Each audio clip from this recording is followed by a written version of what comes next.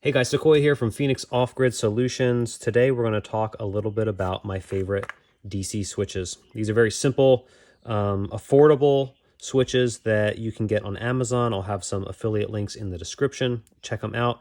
If you don't know me, I've been building vans for over 5 years. I've built over 100 custom conversion vans. I've used a lot of different switches. I've used a lot of stuff on Amazon. A lot of it's junk, but some of it's not. And today we're going to take a look at the stuff that I commonly use in my electrical installations and the stuff that I recommend to folks who are DIYing their own conversion van or travel trailer or just adding some additional circuits and switches to their RV. So to start off with, let's take a look at this rocker switch right here. And I really like this switch. It's simple in design.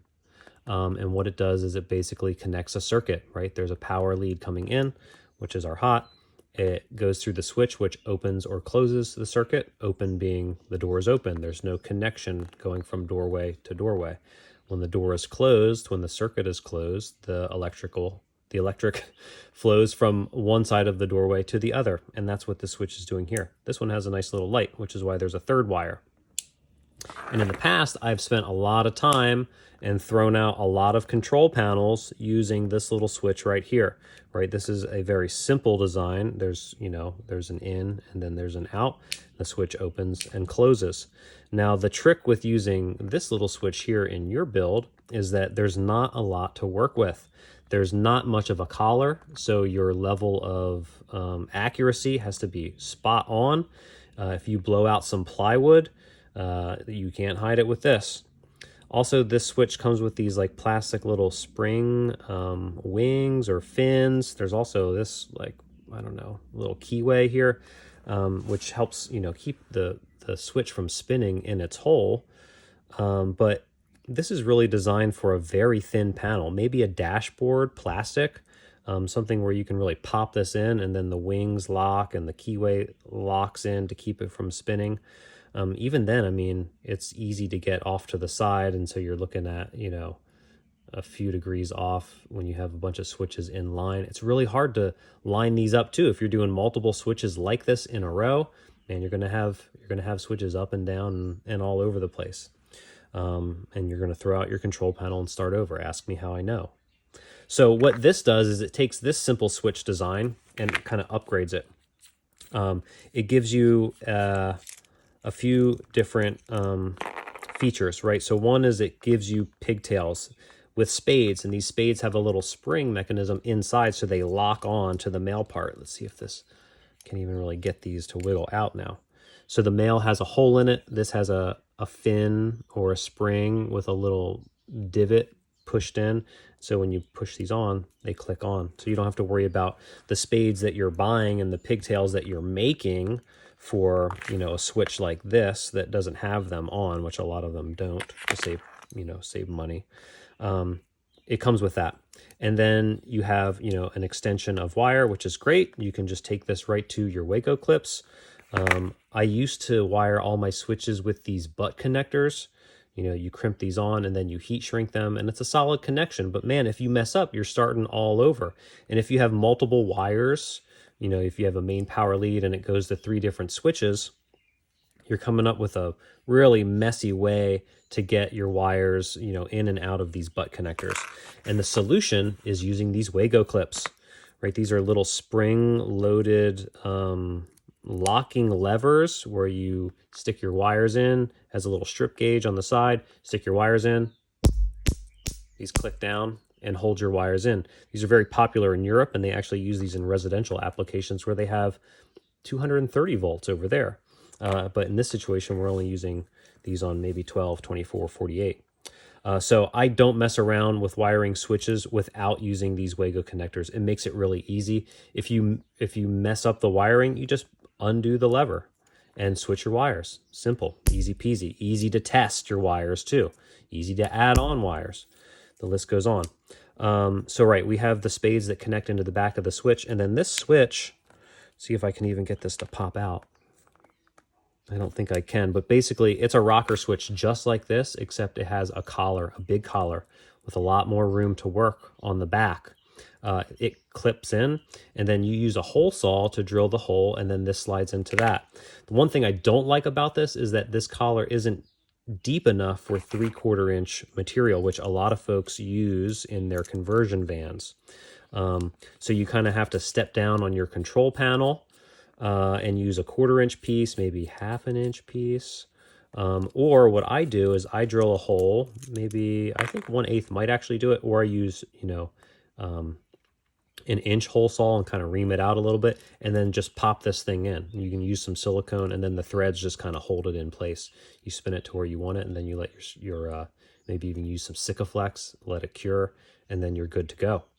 Also, with this collar being a little big, means that you could drill your hole and then adjust it a little bit if you oversize it.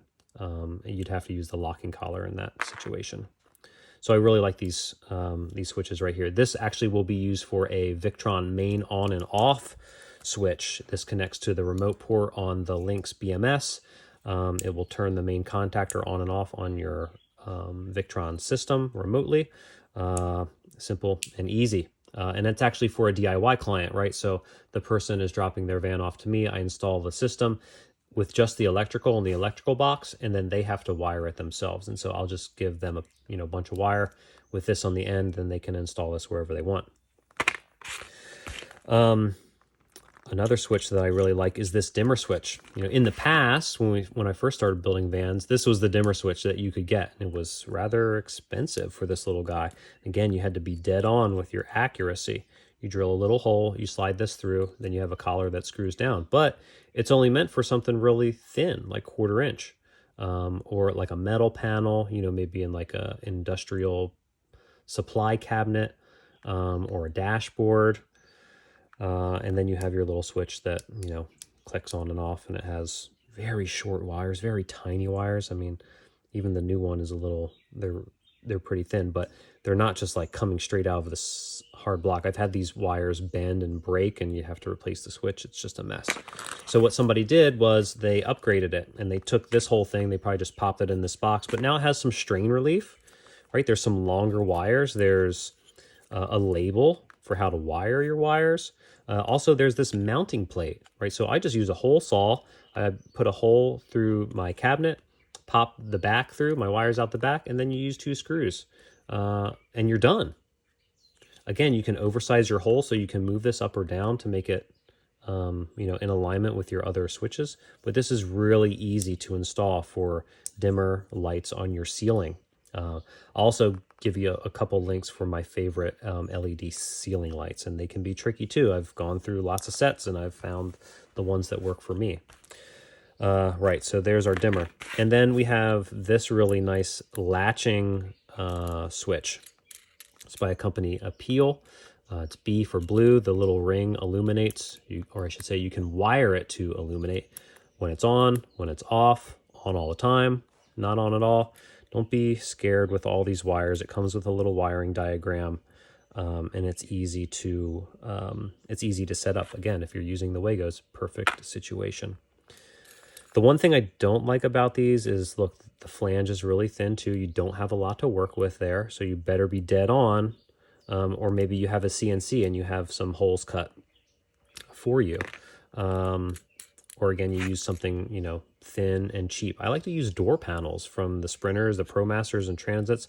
I take those thin door panels if I'm not reusing them, and I cut out a control panel, and I use that kind of as like a test piece to get my switches all in alignment. But these are really nice. This is metal, a nice metal collar. Again, this isn't thick enough for 3/4 inch material, which is kind of a bummer, but if you size your hole just right, you can just pop this in.